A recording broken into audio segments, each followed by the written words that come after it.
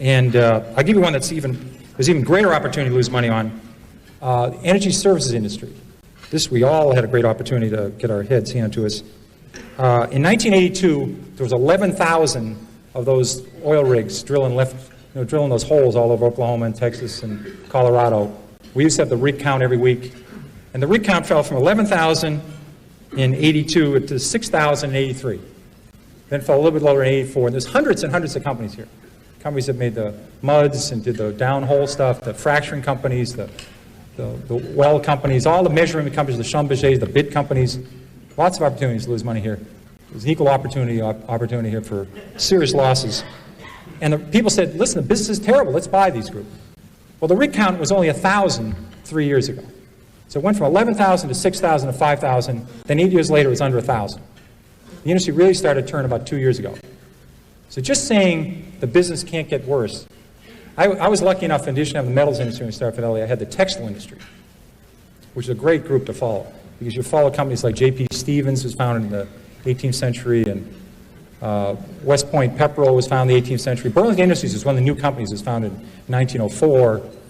These people have been through recessions, depressions, world wars. They've seen it all. There's a great expression in the textile industry. It's always darkest before pitch black. Now that's a good one to remember, because when business is terrible, it can get considerably terrible. It can get terrible to the power of 6. And I love those numbers on freight car deliveries. You ever watch, I love the show Jeopardy. You ever watch Jeopardy and people come out, they will know those numbers. Remember, they'll know the numbers. And they'll know, what country Box took his first vacation in, and they'll know Phil Rizzuto's batting average and what his wife's first name was, and they'll know the stock symbols of Xerox before it was Haloid, or, they know everything. And you watch the show, and you feel like an absolute idiot watching the show, because they answer all these questions. But they're really smart. I've owned this stock before, King World. Right after it, they show Wheel of Fortune.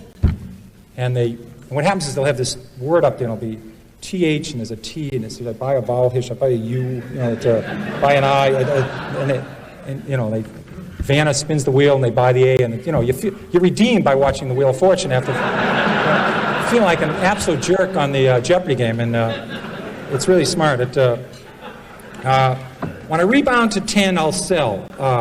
Here's a great rule. Somebody buys a stock at 10, and it falls to 6. They say, if it gets back to 10, I'll sell. Now, I think the math, 4 and 6, I can handle this level of math. I think that's about a 66% return. You ought to buy it. If you think it's going back to 10, you ought to buy the hell out of the damn thing. But they think if it gets back to 10, I'll sell. Now, what you ought to do is never put down a round number, because I think for the next 26 years, this stock will go between 5 and 9 and a quarter. It'll never get to 10. So maybe put 9 and 1/8 or 8 and 3/4. But just saying the stock, if it gets back what I paid for it, this is a very important rule. This is one of the key rules. The stock doesn't know you own it. Remember that. You could be a miserable person. You could have, never helped anybody, never done anything right, had 67 spouses, never done anything right. If you own Coca-Cola the last 50 years, it's gone up 300-fold. You could be the greatest human in the world, help Special Olympics, help the mentally challenged, help poor people, help AIDS people. If you own Bethlehem Steel, it's lower than it was 30 years ago. It's not your fault. Don't take this personal, But people treat stocks sometimes like their grandchildren or a puppy. I mean, they think the stock knows who you are. It doesn't work that way. What me worry? I own conservative stocks. I don't have to worry. I own conservative stocks. I remember when Con Ed fell 80%, then tripled. Public Service Indiana went down 90%. Gulf States Utilities, Long Island Lighting. This may be an oxymoron. We had Quality Texas Banks that went to zero. We had Quality New England Banks that went to zero. These were companies that have been around for 150 years, 120 years. Saying I own conservative stocks, I don't have to worry. I've seen a lot of people that inherit a stock from somebody. They'll say, my mother said on her deathbed, don't sell the Long Island Lighting. You always wondered, she's going to heaven, or hopefully where she's going to heaven. They talk about a Little League game or a vacation or a game of hearts they had, or imagine talking on your deathbed about Long Island Lighting. And you say, but you get these stories all the time. And I think your mother would have noticed, she wouldn't have sold at 29, but she would have noticed they had this little plant that was about $6 billion over budget, no one wanted it, and wasn't working, and Long Island stopped growing. So maybe she would have turfed it at 22 or got up at 18. She wouldn't have let it go to 4.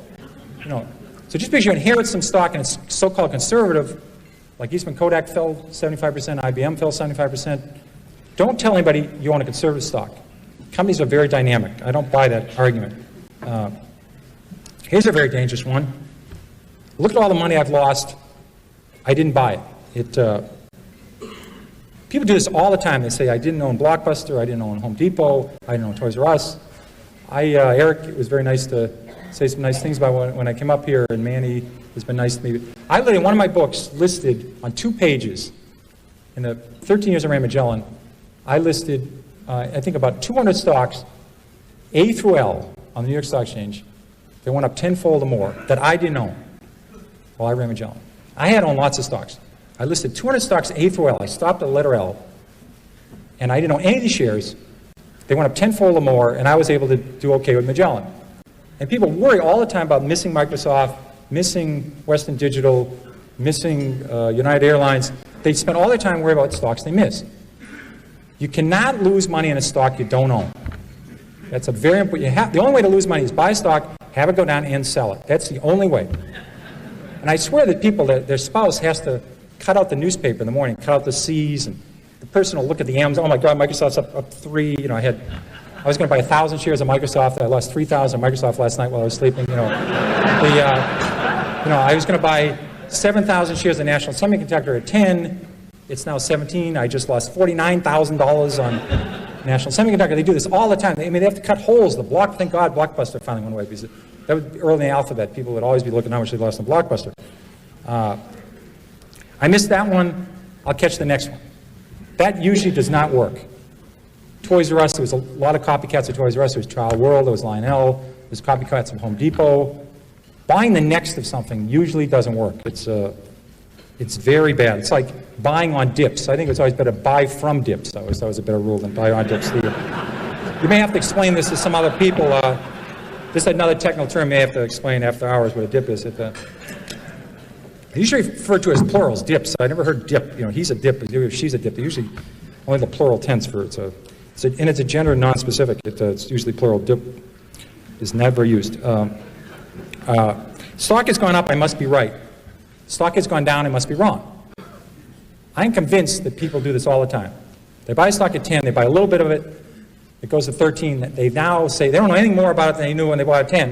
They have no idea what this company does, but it's gone to 13. Now they take a second mortgage in the house and buy it at 13. The best thing that could happen for us is to go directly from 10 to 4 for these folks. You know. It's going to go to 4 eventually, but it goes to 13 in the middle. They're convinced now, they bought 100 shares at 10, now they buy 20,000 at 13. And all the fact is the stock went from 10 to 13 is it went up. The average movement of a stock on the New York Stock Exchange this century, between its high and its low, has been 50%. The average stock on the New York Stock Exchange.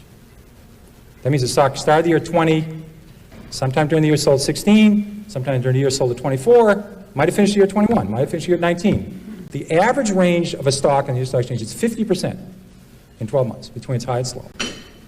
So stocks go up and down a lot within a year.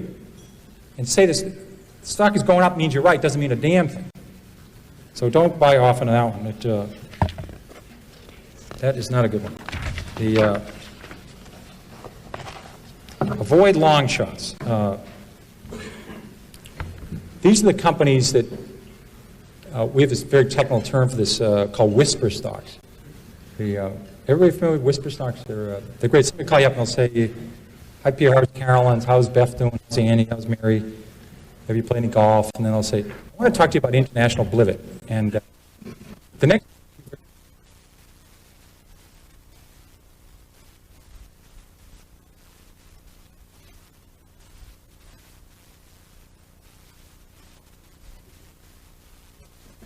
get one of those.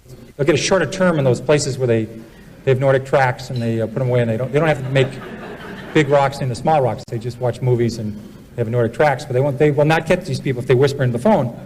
And these are always these long shots.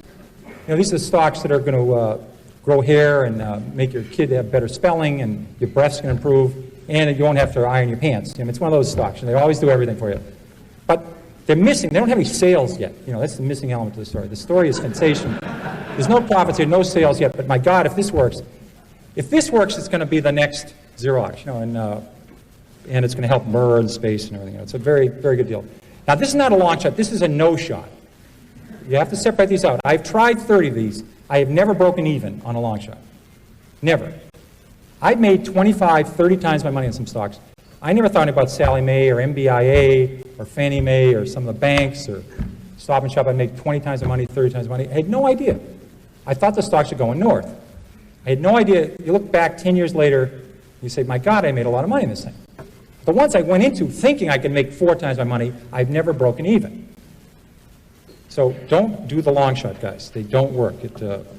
They simply don't work. And again, if a stock's 3 and it has huge potential, write down the story, take the stock symbol. If it's going to 300, it's okay to buy it at 15. Check in later. Check a year later. See if it's still listed. See if it still get a quote on it.